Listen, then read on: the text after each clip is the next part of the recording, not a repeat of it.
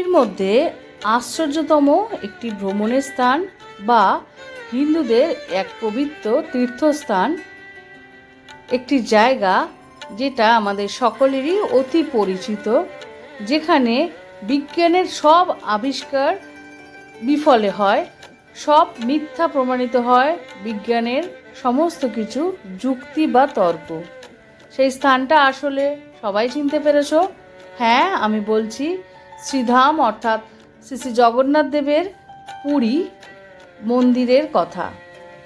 পুরীর মন্দিরকে ঘিরে নানান কথা প্রচলিত আছে সেই প্রাচীন যুগ থেকে। এখানে বিজ্ঞানের সমস্ত থিওরি, সমস্ত প্রমাণ কোনো কাজে আসে না, সব কিছু উল্টো প্রমাণিত হয়। যেমন এখানে কোনো শব্দ তরঙ্গ কাজ করে না, হাওয়া চলে ঠিক তার উল্টো দিকে, অর্থাৎ যেই দিক দিয়ে হাওয়া বয় মূল মন্দিরের পতাকা তার ঠিক উল্টো দিকে উঠতে থাকে। আজকের এই ছোট্ট ভিডিওটিতে আমি আলোচনা করব মন্দিরের ধ্বজা বা পতাকা কেন হাওয়ার বিপরীত দিকে ওড়ে, বা সমুদ্রের গর্জন কেন মূল মন্দিরের অভ্যন্তরে প্রবেশ করে না। তার মধ্যে কিছু প্রাচীন যুক্তি বা প্রাচীন তথ্য আছে, সেগুলো হলো এরকম।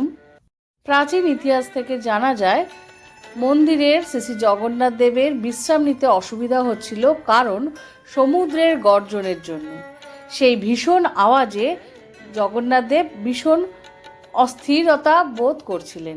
এই খবর যায় শ্রী হনুমানের কাছে।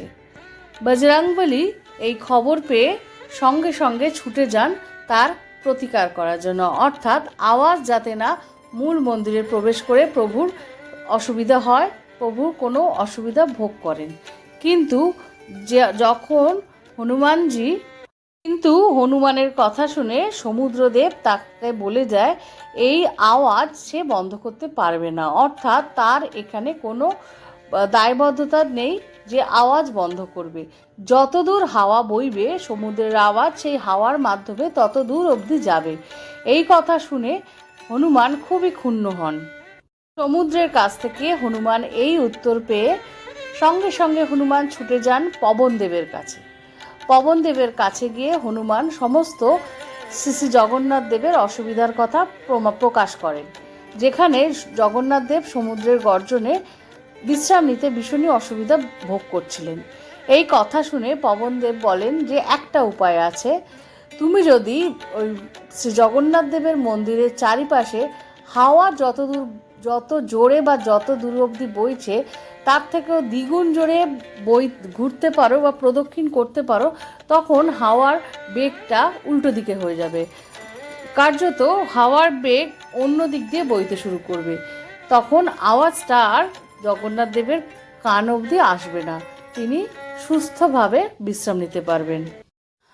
পবনদেবের কথা শোনা মাত্র হনুমান তার কাজ শুরু করে যায় তার প্রভুর জন্য, অর্থাৎ তিনি বহু বেগে মন্দিরের চারিপাশ প্রদক্ষিণ করতে থাকে। এর ফলে সমুদ্রের আওয়াজ মন্দিরের মধ্যে সমুদ্রের আওয়াজ প্রবেশ করতে পারে না, তাই জন্য ওখানে একটা হাওয়ার আলাদা চক্র বা বলয় তৈরি হয়। এর কারণবশত মন্দিরের যে পতাকা বা ধ্বজা থাকে তা হাওয়ার বিপরীত দিকে ওড়ে, এবং মন্দিরের অভ্যন্তর থেকে সমুদ্রের কোনো আওয়াজ আমাদের কানে যায় না বা ভগবান শ্রী জগন্নাথ দেবের কানে পৌঁছায় না। এটি একটি তথ্য যেটা আশা করি অনেকেরই জানা নেই। যদি ভিডিওটা ভালো লাগে তো তোমরা লাইক, শেয়ার, সাবস্ক্রাইব করো, সঙ্গে থেকো এরকমই নতুন তথ্য পাওয়ার জন্য।